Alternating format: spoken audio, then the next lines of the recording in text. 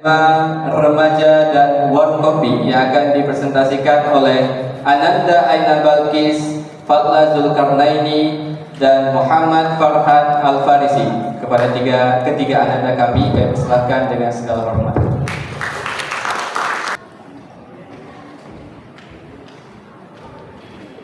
Assalamualaikum warahmatullahi wabarakatuh. Kepada Allah Subhanahu wa taala, salawat dan salam kepada Nabi besar Muhammad sallallahu alaihi wasallam. Sebelum itu kami mengucapkan terima kasih kepada seluruh dewan guru yang sudah membimbing kami dalam menyelesaikan tugas materi ini. Hormat kami kepada Kepala Yayasan SMP ICIA Anak Bangsa Bapak Yusyudiantoro dan Kepala SMP ICIA Anak Bangsa Bu Yaktin Elfilmi Amania.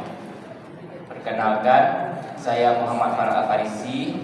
Di kiri saya ada Aina Balkis, di kanan saya ada Aina Balkis, dan di kiri saya ada Fadla Zulkarnaini.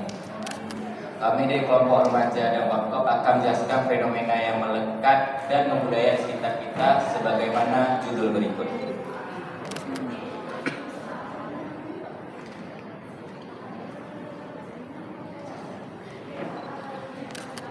Apa itu warung kopi?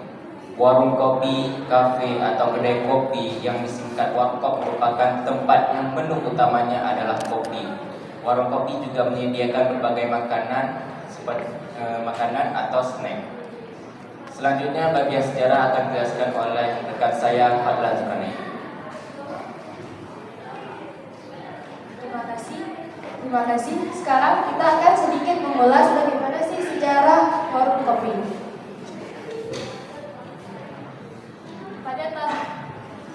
Pada tahun 1475 Masehi di Konstantinopel atau Istanbul, Turki, berdiri warung kopi pertama bernama Kifahan. Kemudian pada tahun 1529 Masehi berdiri warung kopi pertama di Eropa. Bangsa Eropa merupakan pencetus pertama yang meminum kopi dengan gula dan krim. Ketika Belanda menjajah bangsa Indonesia, Belanda membawa biji kopi Arabica untuk ditanam di Pulau Jawa. Dari situlah masyarakat Indonesia mengenal kopi dan kopi semakin terkenal.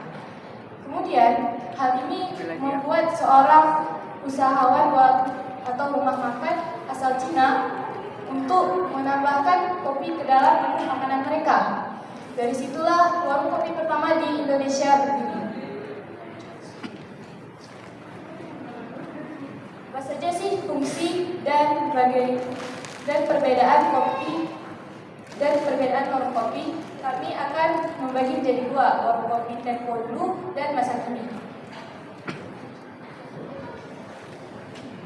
Warung kopi tempo dulu digunakan hanya untuk menikmati kopi dan terjalin komunikasi yang baik antara pelanggan dengan pemilik warung. Sedangkan sekarang warung kopi tidak hanya untuk kopi, tapi juga sebagai tempat kumpul atau nongkrong dan membuat tugas.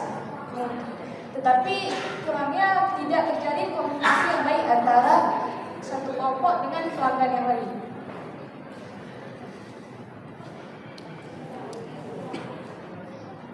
Inilah ya kondisi atau perbedaan warung kopi tempo dulu. Jika tempo dulu dan sekarang. Tempo dulu pemilik terjadi percakapan yang aktif antara pelanggan dengan pemilik warung, sedangkan sekarang tidak. Yang kedua, walaupun tidak saling kenal, zaman dahulu para pelanggan bisa langsung saling akrab, sedangkan sekarang bahkan sudah saling kenal, tapi dalam satu tongkrongan malah sibuk memainkan HP-nya masing-masing. Yang ketiga, pada zaman dahulu pengunjung ke warung kopi benar-benar ingin meminum kopi atau sekedar bersantai. Jika sekarang bisa untuk berkumpul atau membuat tugas dan belajar. Yang keempat, terjadi sosialisasi. Sedangkan sekarang sosialisasi kurang terjadi. Dan yang terakhir, Warung kopi zaman dulu fasilitasnya sangat sederhana dan tradisional. Sedangkan sekarang banyak inovasi yang membuat warung kopi makin estetik hingga menarik para pengunjung. Warung kopi dan remaja. Warung kopi sekarang banyak inovasi baru, seperti contohnya mengikuti teknologi, banyak wifi gratis dan sangat kencang. Dari situlah menarik para pengunjung untuk semakin berlama-lama di warung kopi. Dari data analisis peneliti 2019, kita dapat mengetahui bahwa pengunjung terbanyak adalah mahasiswa, yaitu 32,6%. Di tempat kedua diduduki oleh swasta, yaitu 13,6%, dan di tempat ketiga diduduki oleh PNS, yaitu 12,28%. Di tingkatan pertama adalah mahasiswa. Mahasiswa berumur di atas 17 tahun, berarti mahasiswa yang di bawah 19 tahun masih tergolong dalam kategori remaja. Selanjutnya, faktor-faktor yang menyebabkan para remaja tertarik untuk ke warung kopi akan dijelaskan oleh rekan saya, Muhammad Farhan Al-Farisi.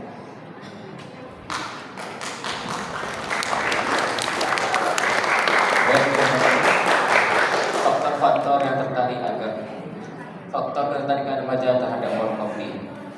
Gaul atau eksis. Biasa remaja yang datang ke warung kopi hanya agar mendapat julukan remaja yang keren. Kedua, warkop adalah tempat yang bagus untuk mengerjakan tugas. 3.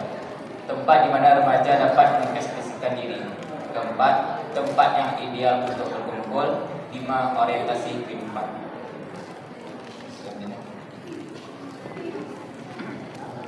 Grafik kegiatan remaja atau mahasiswa di warung kopi. Analisis penelitian 2019, sebanyak 37% mahasiswa tujuannya ke warung kopi adalah berkumpul dengan teman-temannya. 33%-nya mengerjakan tugas dan 25%-nya makan dan minum.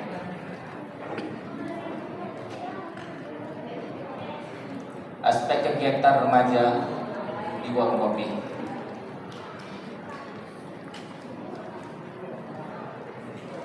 Aspek-aspek ini dibagi menjadi dua, yaitu aspek sosial dan aspek kesehatan.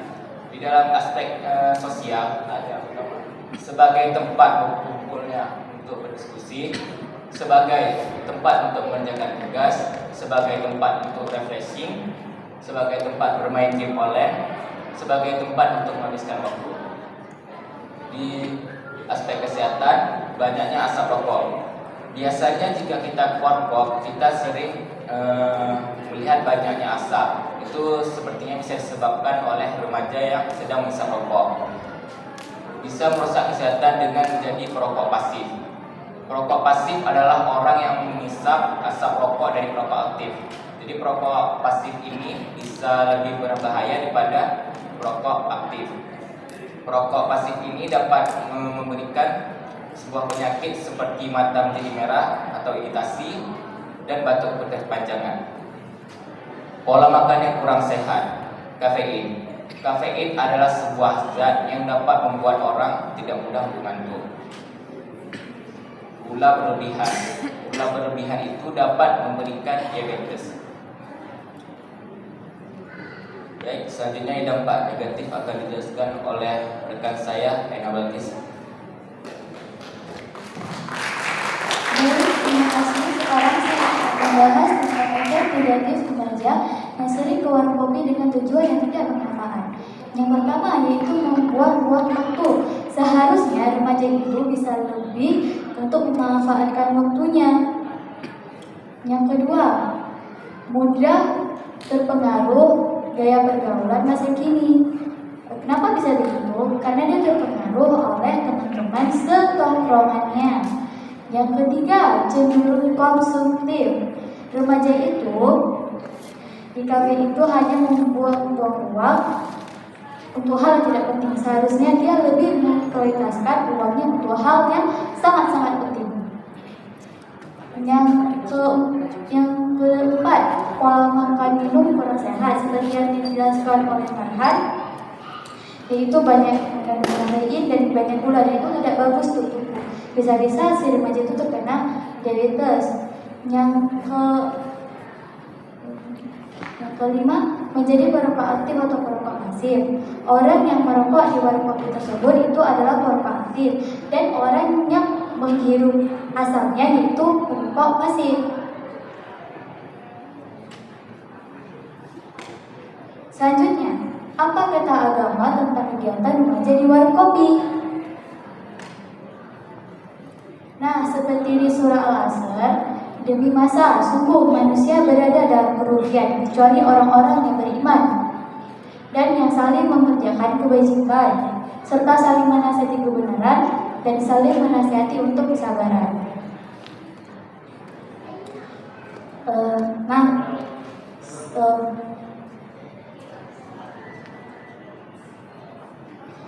Selanjutnya, hadis yang artinya, jagalah 5 perkara sebelum datang 5 perkara lainnya. Mudamu sebelum masa tuamu, sehatmu sebelum sakitmu, kayamu sebelum miskinmu, waktu luangmu sebelum waktu sibukmu, dan hidupmu sebelum matimu. Hadis riwayat Nasai dan Baihaqi.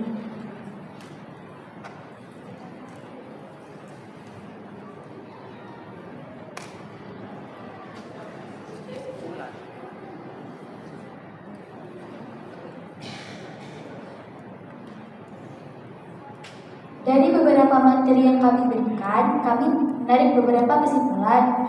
Yang pertama, perubahan fungsi warung kopi pada tujuan utama pengunjung, yaitu untuk kopi, yang dari dulu dan sekarang untuk nongkrong.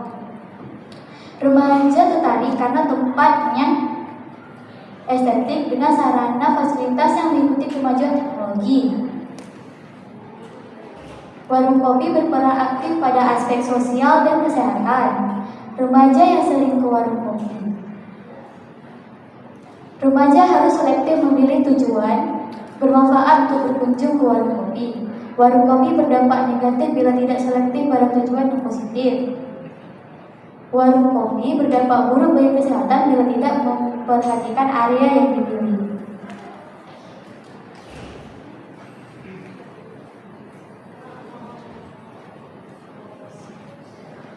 Dengarkan himbauan dari kami. 1, 2, 3. Nongkrong asik tanpa waktu.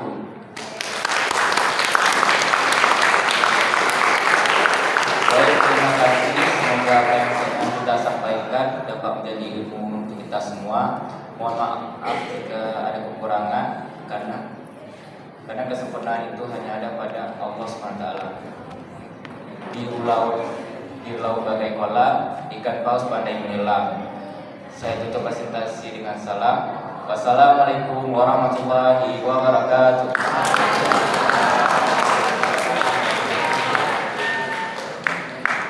Masya Allah, luar biasa.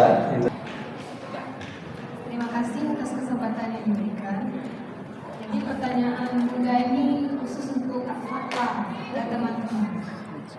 Bolehkah remaja kita hari ini bercita-cita mendirikan warung kopi yang besar di Aceh? Karena Bunda tadi melihat banyak juga sisi positifnya. Bagaimana kalau ramai-ramai remaja-remaja kita berkeinginan menjadi pengusaha warung kopi yang semarak dan meriah di Aceh? Apa pendapat Kak Fala dan teman-teman? Terima kasih. Izinkan saya menjawab. Menurut kami bertiga, boleh. Tetapi jika terlalu banyak, maka kemungkinan besar anak muda akan keluar kop semua. Dan itu membuat bangsa kita menjadi menurun kualitasnya kalau nongkrong semua. Oleh karena itu, kita perlu memberi bimbingan kepada sang pengusaha agar dia membuat warung kopi yang ada edukasinya. Jadi dia mengikuti norma-norma, dia menaati peraturan tidak boleh merokok, tidak boleh berpakaian pendek, kemudian ketika waktu sholat ditutup. Ya. Baik, sebelum saya bertanya kepada anak-anak semua, kira-kira anak-anak pernah ke warung kopi? Pernah ya? Pernah. Jadi kalau kita lihat tadi presentasinya, yang dapat kita tangkap bahwa banyak sekali dampak negatif yang dirasakan oleh masyarakat ataupun kepada remaja, ya kan? Nah, sekarang yang ingin saya tanyakan, bahwa di slide terakhir ada tulisan bahwa ketika ke warung kopi juga ada dampak positifnya. Kira-kira apa yang anak-anak dapat dampak positif dari ke warung kopi yang selama ini yang pernah dilakukan? Karena banyak ada berapa kali Kak Fatla, Ratu, Pocet dan yang lain gitu ya pernah berkumpul di warung kopi. Kira-kira apa dampak positif yang didapatkan? Sekian, Assalamualaikum warahmatullahi wabarakatuh. Waalaikumsalam warahmatullahi wabarakatuh. Pertama yaitu mempererat hubungan, yang kedua untuk mengerjakan tugas, yang ketiga untuk memperluas pergaulan.